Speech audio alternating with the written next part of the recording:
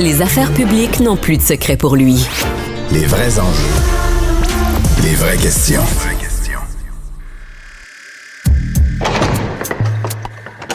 La criminalité, c'est un cycle. Et tu vois, le nouveau procès va se dérouler sans qu'aucun témoin ne se présente à la barre.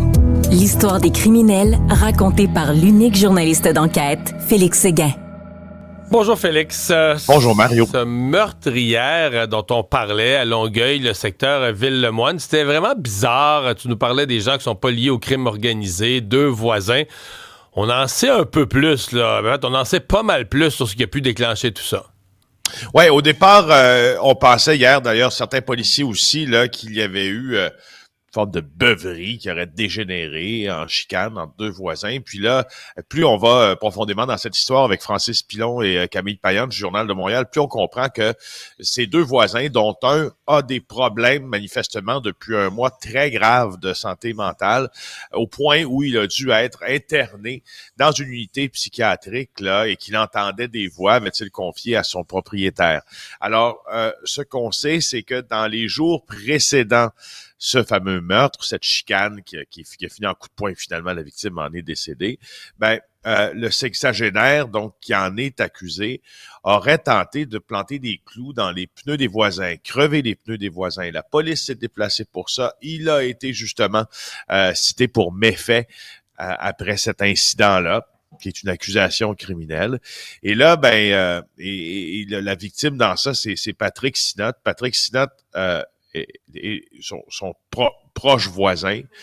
Et là, ce qu'on comprend, c'est sûr que si quelqu'un pète tes pneus, t'es pas forcément content. Là. Tu penses partir travailler un matin ou peu importe, aller n'importe où, puis tes 4 pneus sont pétés, t'es moyennement heureux, là. T'es moyennement heureux. Alors, il y a vraiment une tension entre les deux, entre donc Sinott et le meurtrier présumé, Guy Durocher, qui a été arrêté sur les lieux par les policiers. Mais, tu sais, c'est assez rare. Je veux dire, c'est le premier meurtre de l'année dans la région du Grand Montréal, notons-le. Puis Mario, tu es un spécialiste de l'actualité, tu ne fais que ça à cœur de jour. Avoue que c'est rare qu'une chicane de voisins dégénère ainsi. C'est complètement alors, on en sait un peu sauté. plus.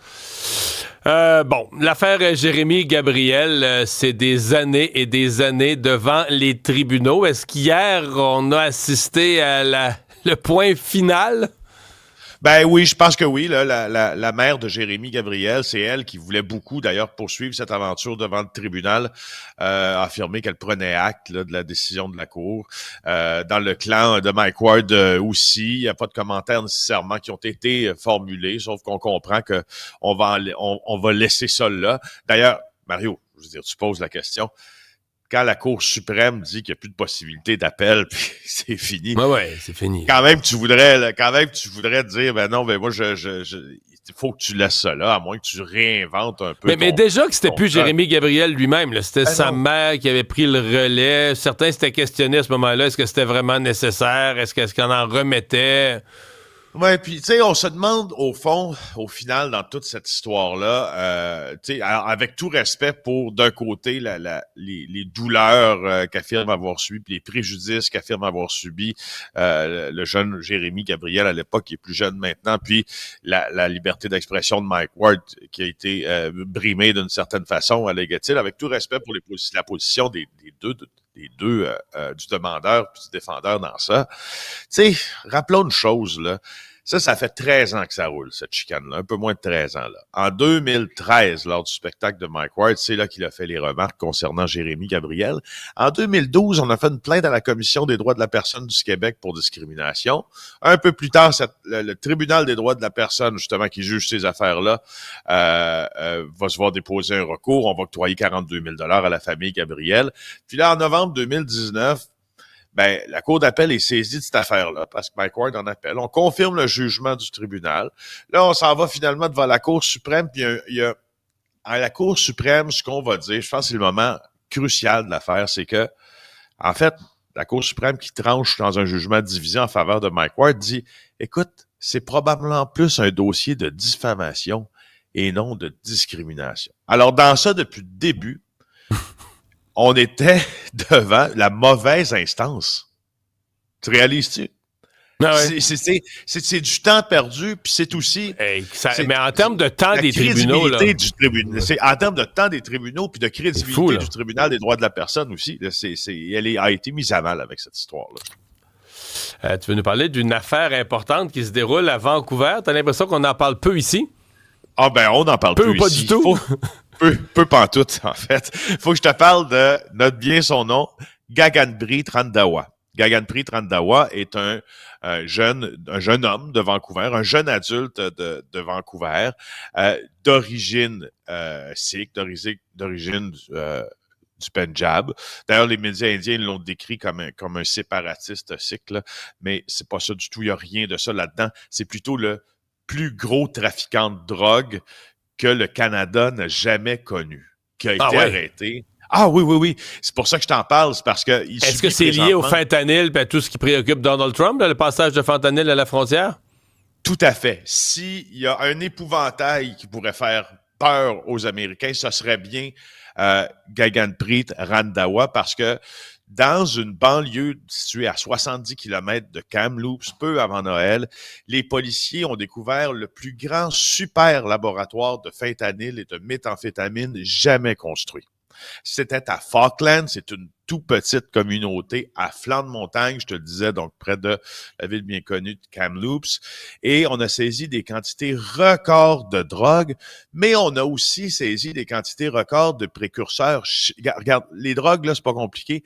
On avait assez pour confectionner 95 millions de doses de fentanyl. Ça te donne une idée. 95 millions. Millions.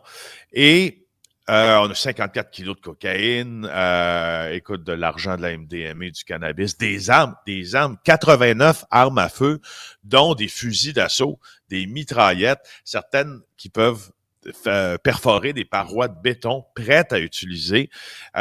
Et ce que je veux te dire là-dedans, au fond, c'est que notre jeune homme en question, qui étudiait avant, lui, en comptabilité, en tenue de livre, qui a décidé, ça, c'est pas pour moi. Il s'est manifestement rapproché. Ben, tu sais pas, peut-être que sa business, il avait une excellente tenue de livre. Il devait faire pas mal d'argent. Peut-être aussi qu'il était bien placé pour se gérer lui-même. Cela dit, il a trouvé la manne parce que ce que les policiers pensaient lorsqu'ils l'ont arrêté, ça reste à être testé devant le tribunal, mais c'est que, en plus d'avoir cette facilité-là d'importer le fentanyl, il importe aussi les précurseurs pour fabriquer, entre autres, la méthamphétamine en cristaux, selon une formule des cartels mexicains là, qui s'appelle le P2P. Alors, d'une part. D'autre part, on peut penser aussi que c'était lui la porte vers les exportations de drogue dure qui partent de Vancouver vers notamment les pays insulaires comme l'Australie, le Japon, certains pays. Mais c'est vrai, donc c'est un joueur énorme qui a été arrêté et ça n'a pas fait la manchette. C'est vrai que c'est une nouvelle qui aurait dû faire la manchette d'un océan à l'autre du Canada, là, même si ça se passe loin de chez nous.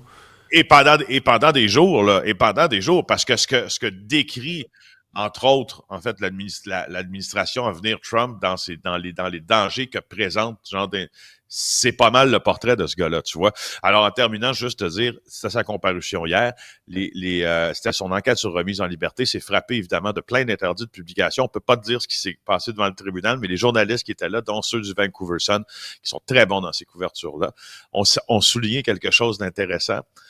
Ils ont dit, quand le juge lui a demandé à se nommer, il a répondu en plain English, c'est-à-dire dans un anglais parfait, impeccable, dénote aucun accent d'ailleurs. Là, c'est un homme parfaitement intégré, manifestement, à sa société, qui est devant le tribunal là pour répondre à ces accusations, puis tenter de retrouver sa remise en liberté. Je ne veux pas me prononcer sur l'issue des courses dans ça, mais on verra ce que le juge décidera. Mais ça, cette histoire-là, je te le dis, Mario, on va la suivre. C'est pas dans le sang. Merci, Félix. Bonne fin de semaine. Ça marche, au revoir.